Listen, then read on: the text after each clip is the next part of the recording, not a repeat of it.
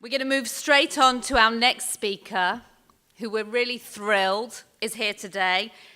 Jeffrey Goldberg, author and national correspondent at The Atlantic. He's just back from accompanying President Barack Obama on his trip to Malaysia.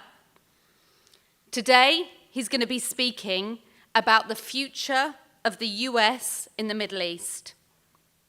He is, for many, simply the preeminent voice amongst American Jews. That's a lot of opinions to represent, Jeffrey, so I'll let you get on with it.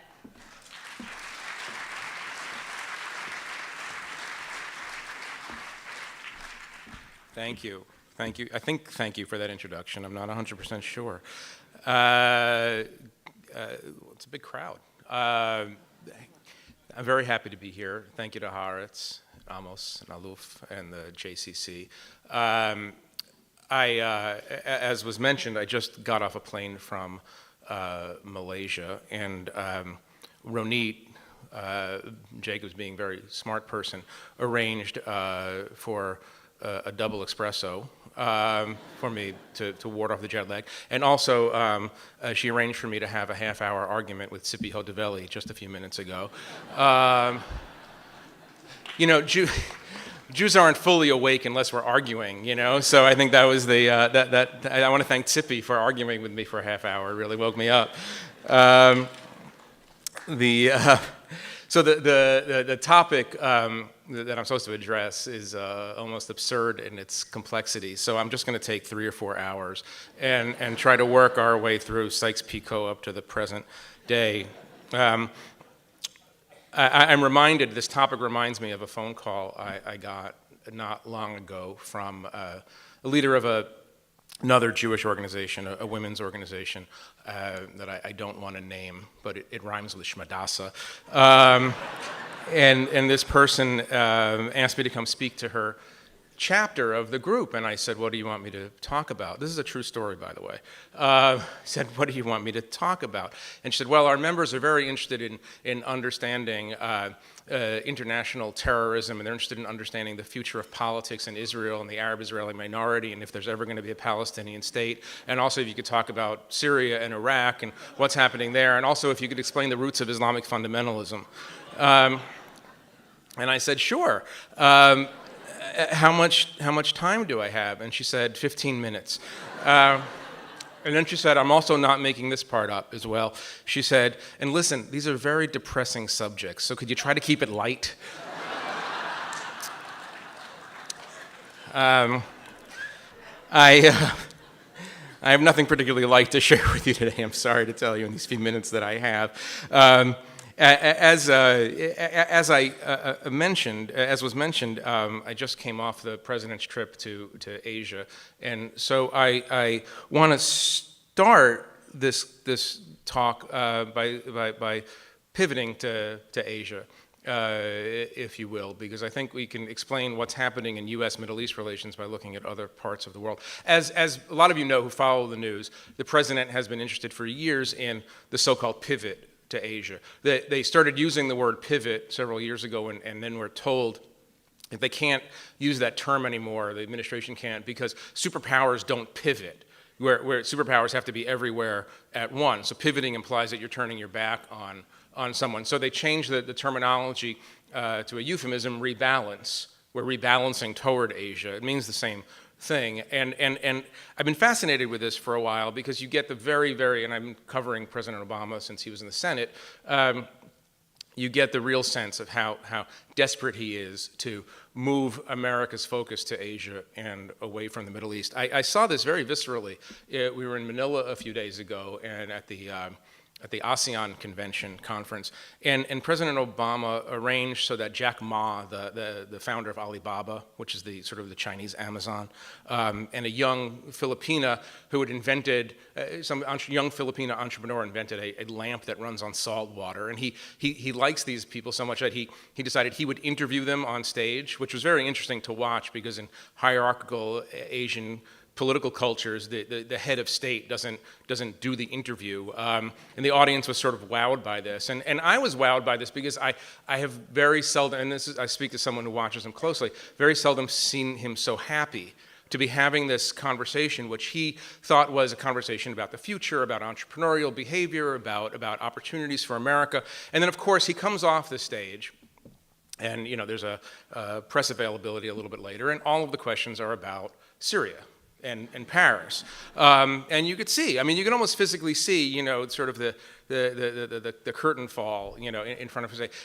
And so it's he obviously understands that the Middle East is a place that America has to focus on right now.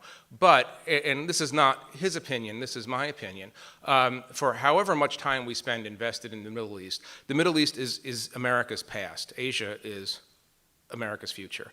And that's what I want to talk about and frame that out just for a few minutes. There's no doubt in my mind that the Middle East and its problems, America, and not just the president, would like to put in the rearview mirror. Now, obviously, since the end of World War II, we've had any number of serious interests in the Middle East. Oil and the smooth flow of energy resources has been obviously the overwhelmingly important interest that the United States has had. We've had an interest, particularly since 1979, in the suppression and containment of extremism. And that obviously is the number one problem we're facing at the moment. Then we've had many interests, but these are the three big ones to me. The third interest is supporting and defending and propping up the state of Israel. If the first one, the protection of our oil and the protection of the movement of oil, is one that's rooted in realpolitik, the third one, the defense and protection of Israel, is rooted and has been rooted in American idealism. But we are moving away from a number of issues that have kept us so enraptured by the Middle East. We are obviously, as a country, moving toward energy independence. And there will come a time when we get no oil whatsoever, we're getting there very quickly, from Middle East states. And there will be a time, right now when you say this, certainly in foreign policy circles when you say this, people don't believe you, but there will become a time when we won't mind that the Chinese Navy is providing security in the Persian Gulf. Most of the oil moving out of through the Strait of Hormuz goes east. Right now, as a superpower and as a worried about the rise of China, we wouldn't be very happy seeing the Chinese Navy. Not that they have the Navy capable of doing this yet, but we wouldn't be happy seeing them in the Persian Gulf in any strength. But I think 5, 10, 15 years down the road, we're going to realize that there's no reason for us to be paying for security for other countries to make sure that they get their oil. So that story is one that's coming to an end. It will come to an end when the Saudi when the House of Saud falls, and it will, it's easy to make predictions. It's easy to make predictions about things that happen 50 years from now because I'll be dead, but I'm going to go farther and say that in another 5 to 10 years, we're going to see real problems in the way Saudi Arabia is functioning. But again, it won't matter quite as much. Now, the second issue, of course, the suppression of terrorism, the containment of extremism, because I don't think anybody, when people talk on the record about it, they talk about destroying ISIS, but what we're really talking about is containing and marginalizing a problem. This is not just a problem with an organization, it's a problem with an ideology. And again, I was out of the country during this, but we were getting enough to know, and the president was certainly upset enough to communicate this to us. This conversation about Syrian refugees was absurd on so many levels, not least of which the problem in America is not, and the problem in Europe is not and has not been terrorism coming from Syrian refugees. It's coming from the self-radicalized or internet radicalized, fully assimilated or seemingly fully assimilated Yemeni American or Sudanese American or Egyptian American. It has really very little to do with this issue. So we're not going to be able to suppress that and contain it, but this president in particular believes, not an endorsement of his belief, just an observation about his belief, that you can put this in enough of a box that it becomes a manageable problem. So we move to the third issue, and I want to do this very quickly because I want to go to questions as quickly as we can. The third issue is is Israel and America's relationship with Israel. This is a very, very dangerous moment in America for Israel for a number of reasons. Now, for most of our lives, Israel has been a relatively uncontroversial and bipartisan cause in the United States. The bipartisan part is under strain, a strain induced mainly by Netanyahu, the prime minister's decision to turn Iran into somewhat of a partisan issue. But underneath that decision were some tectonic plate shifts, which we can talk about in a minute. But the broader danger is that when the United States decides that it's had enough of the Middle East. And here I think that President Obama is not an outlier. I think he's a leading indicator. When the United States decides it has enough of the Middle East, the relationship between Israel and the United States will only survive and be healthy if Americans look at Israel and decide that and see that it resembles their own country. If Americans look at Israel and see it as another dysfunctional Middle Eastern state, then that relationship will come to a gradual end. I'm often asked if this is an aberrational moment or something we can learn about the future. Aberrational in the following sense: people often ask, is Obama's lack of interest in the Middle East or his desire to withdraw the U.S. from the Middle East, is that something that will end on January 20th, 2017? Will the next president restore harmony to the traditional relationships between the U.S. and its allies? I would say that what we're seeing is superficially aberrational in the following sense. When President Hillary Clinton takes office, or President Rubio, or President Trump, I can't, what did my grandmother say? I can't even. I can't even. Whoever becomes the next president, and this is obviously ruling out Rand Paul because he's an outlier in this subject, whoever becomes the next president will want to restore balance to our relationships or to reset relations between our traditional Arab allies in the U.S. and, of course, between Israel and the U.S. And that means a president who is more publicly forgiving of Israeli decisions the president he or she doesn't like. But I really do believe that underneath what is going to be a reset, there are plate shifts that we have to be aware of. And I don't think the people who need to be most aware of it, meaning the people who are currently ruling Israel, are quite aware of what is going on. What happens on the campuses doesn't stay on the campuses.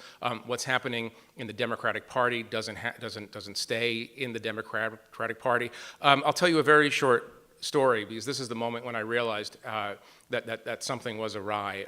I was in a sukkah a couple of years ago in Washington.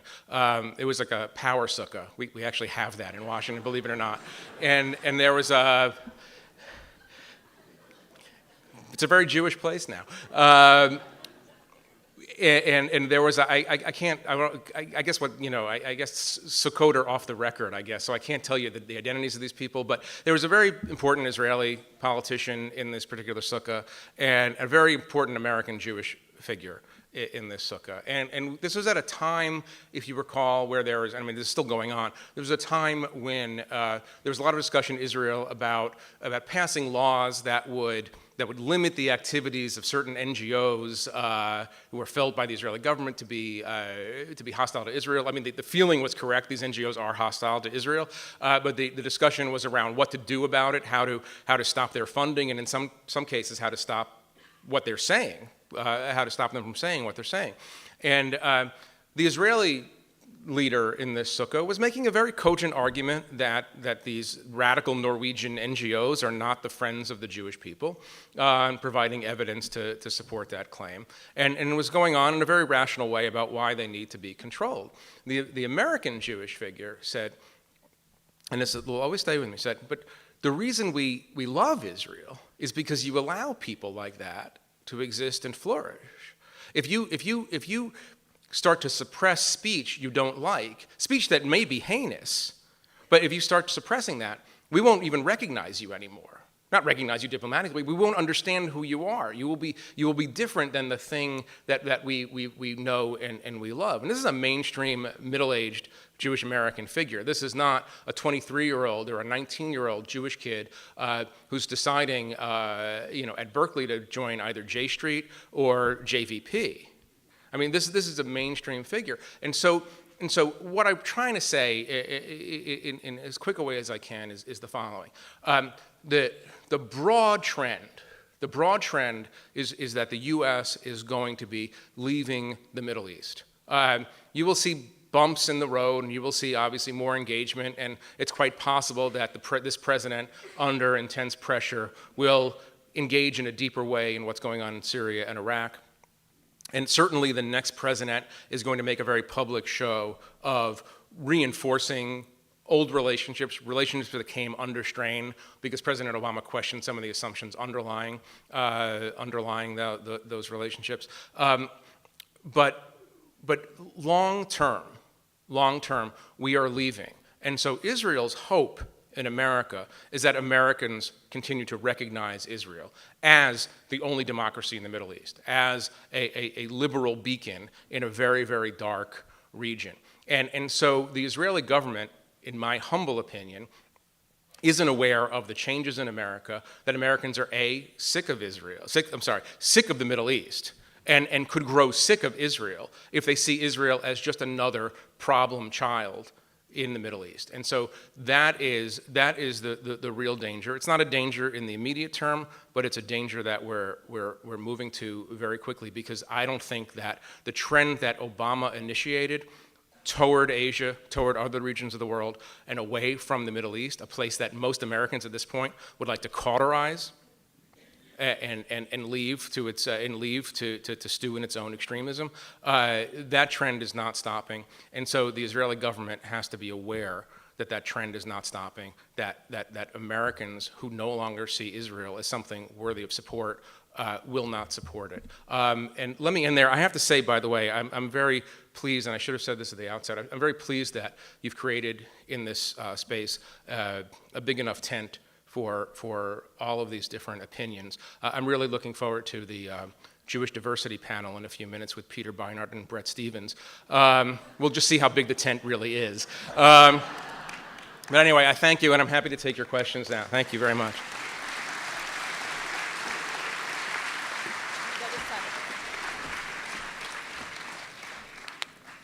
So, is my mic on?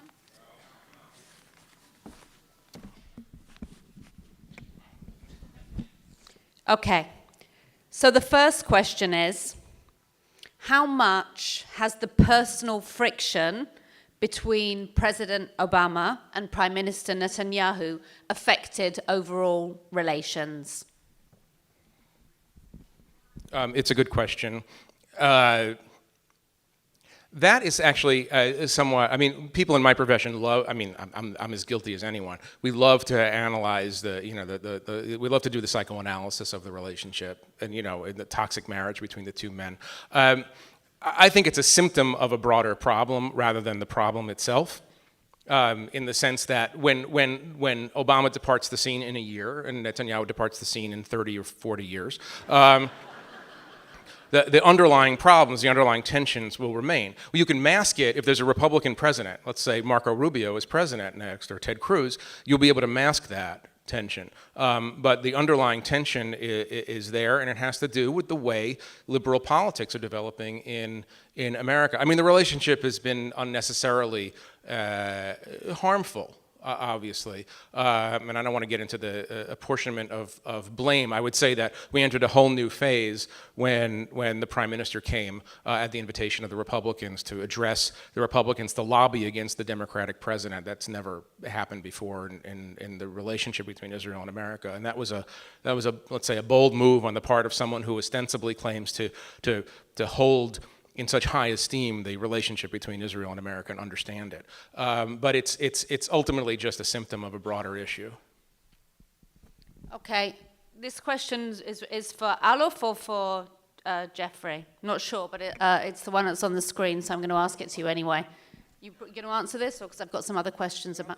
Okay, so how can we put the Middle East in the rear view when Western countries, such as France, are being brought into the war with ISIS. It's an issue of national security, and the radicalization has already reached our borders, says Lily Greenberg Call.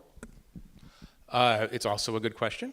And we're not. I mean, I hope I was articulate enough to make the point that we're not leaving now, because we still do get oil, and obviously it's one global oil economy, and you can't just sort of abandon the Middle East right now and abandon the Strait of Hormuz to Iran.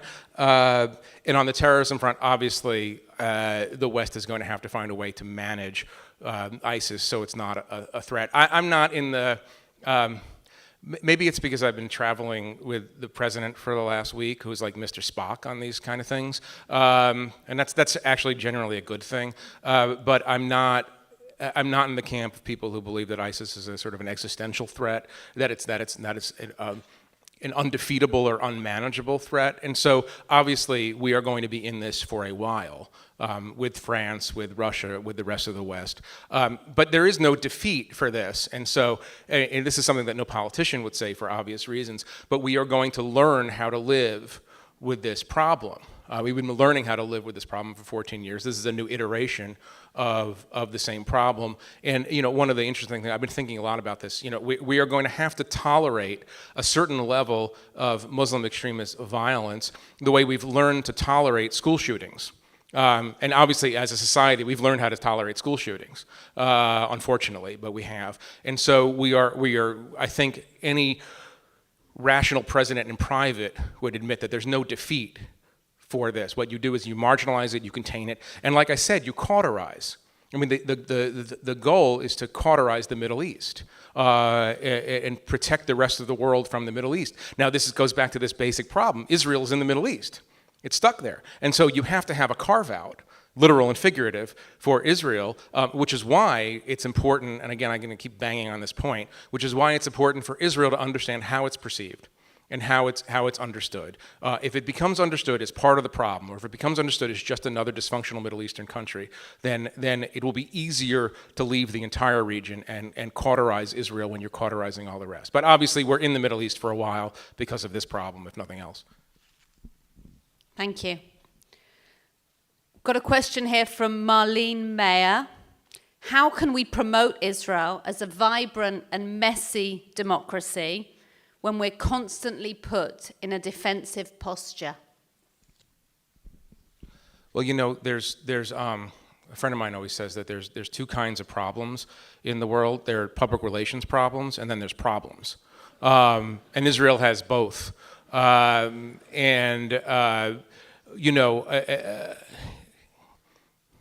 not into Hasbara, so I mean, I'll just say you can't.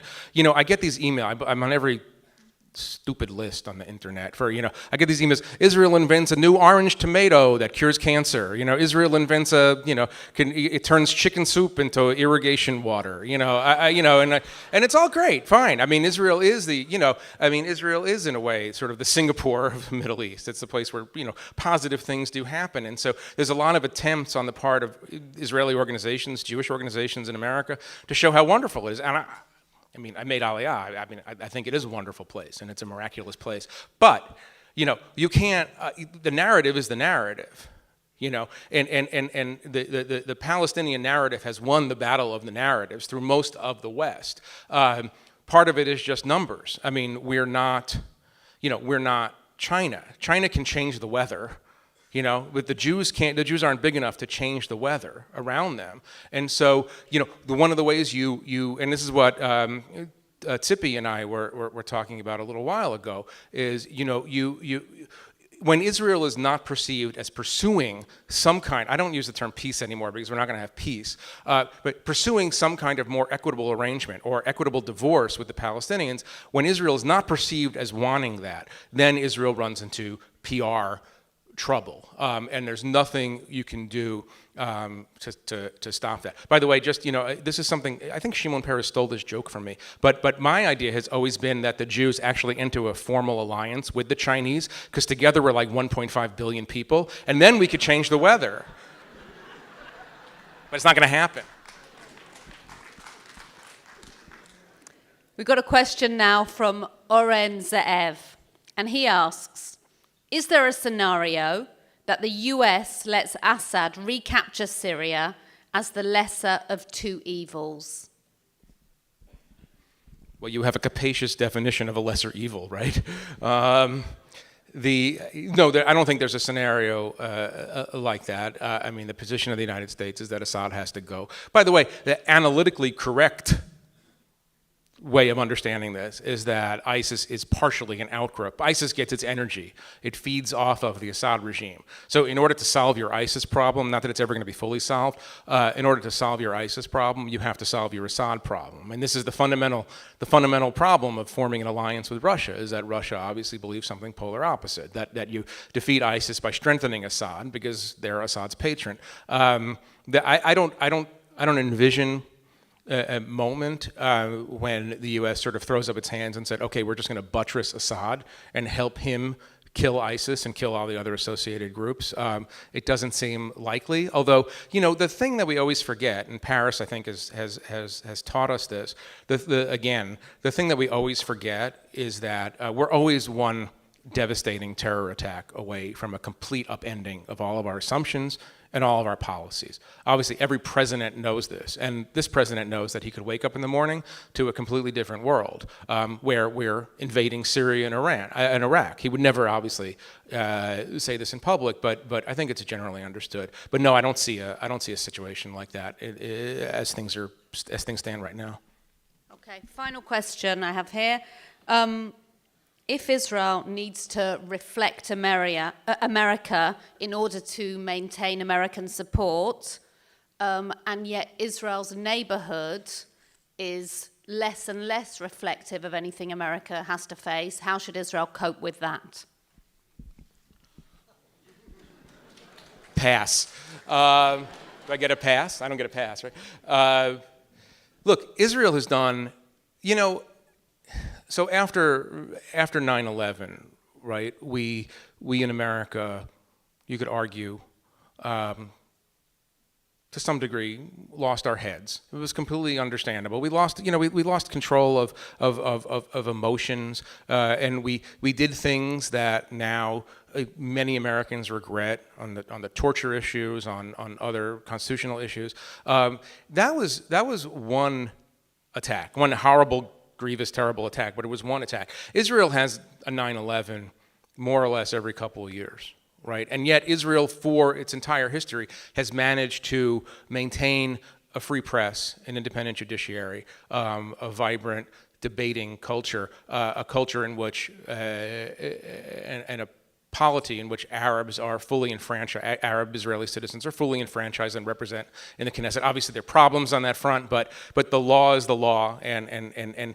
so Israel has maintained this throughout its history. This isn't the roughest moment Israel has ever been in. In its roughest moments, it managed to maintain its commitment to the liberal values of the West. It's one of the reasons we admire Israel so much, that it maintains equanimity even in the face of all this.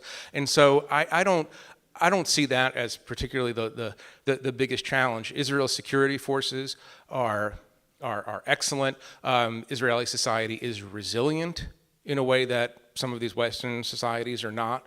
And the sad thing would be if Israel responds to the disintegration of the neighborhood by letting go of its original values, the values that Herzl talked about, the values that Ben-Gurion and Begin, by the way, cherished so much. And so I think that Israel's been through worse, and it's important to keep focus on the things that make Israel different and better than the region. And obviously its commitment to the ideals of liberal democracy are those things.